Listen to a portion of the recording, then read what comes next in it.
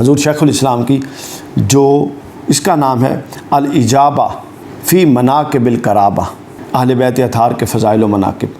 یہ جو کتاب ہے الاجابہ، اس کو میں نے دوسرے نمبر سے اس لیے رکھا ہے کہ اس سے پہلے کتاب یہ قرابۃ النبی صلی اللہ علیہ وسلم، جس کا ہم جائزہ لے چکے ہیں، یہ کتاب قرابۃ النبی کی ایک طرح کی توضیح ہے۔ کیسے توضیح ہے؟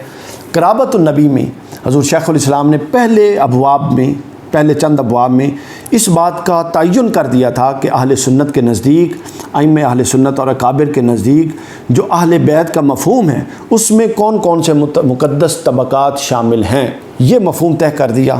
اب یہ کتاب اس اہل بیت کا مفہوم کہ وہ کون کون سے مقدس شخصیات شامل ہیں، ان کے مناقب پر ہے۔ یعنی ہم نے مفہوم ادھر سے تعین کر لیا۔ اگر کسی نے مفہوم کا تعین کرنا ہے تو وہ قرابۃ النبی دیکھے۔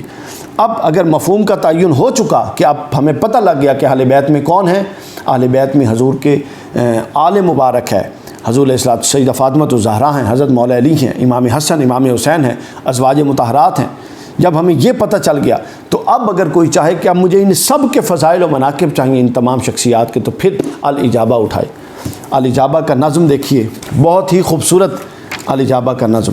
سب سے پہلے اس کے اندر مناقب و اہل بیتی و قرابت الرسول، رسول اللہ صلی اللہ علیہ وسلم، حضور کے قرابت داروں کے مناقب، یہ اس کا پہلا باب ہے، عمومی مناقب۔